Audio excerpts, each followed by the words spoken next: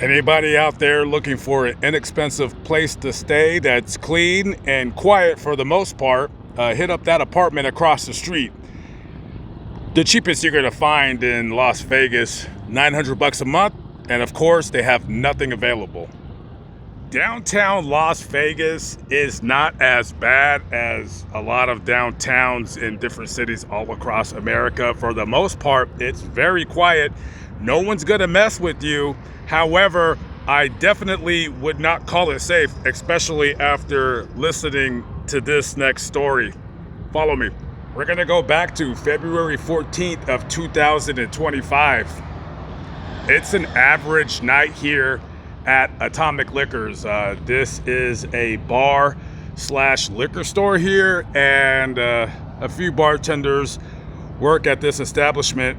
And people's favorite bartender that used to work here was 29-year-old Hope Ritter. Now, on that night, she's on her shift, and one of her customers, and I'm sure she had a lot of customers where they would just come to this bar solely to see her. So one of her customers has a crush on her. He likes her. She's cute. And he comes in here, and for the next couple hours, he's drinking a little bit, and they're just kind of bantering back and forth. Now, closing time comes to this bar, and the guy, he lives not very far from here. He's probably about maybe 3 or 4 city blocks away. And I guess him and Hope, they're chummy. And after she gets off of work, they have a drink together, and then he asks her if she can give him a ride to his house.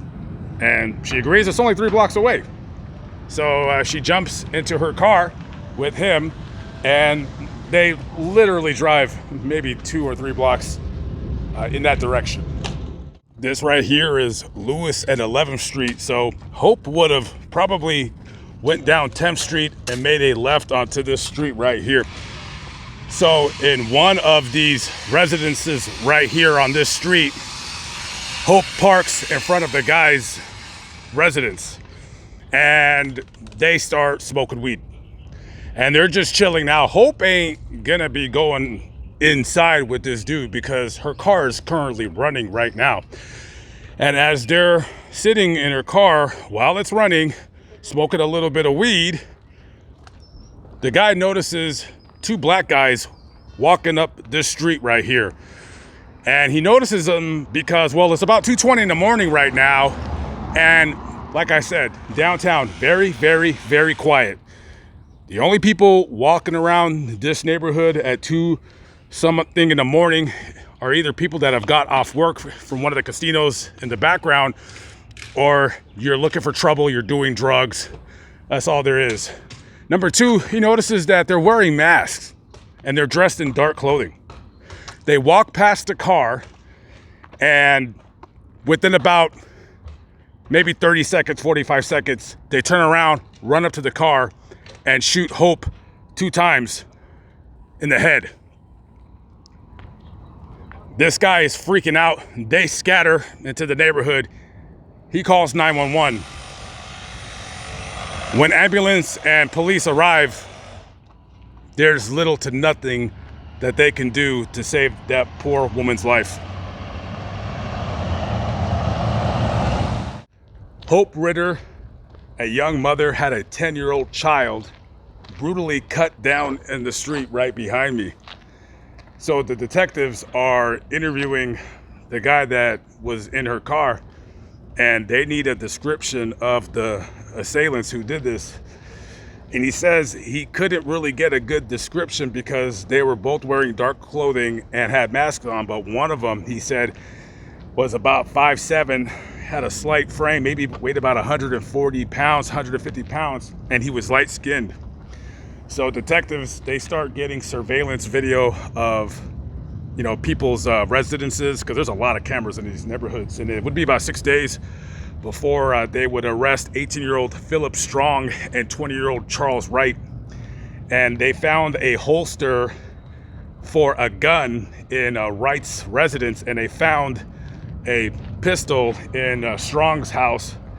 However, they said that in the article They believe that it is the gun that was used in the murder, but I don't know if they had done any kind of ballistics test, but they did say that it matched a bullet casing from the scene.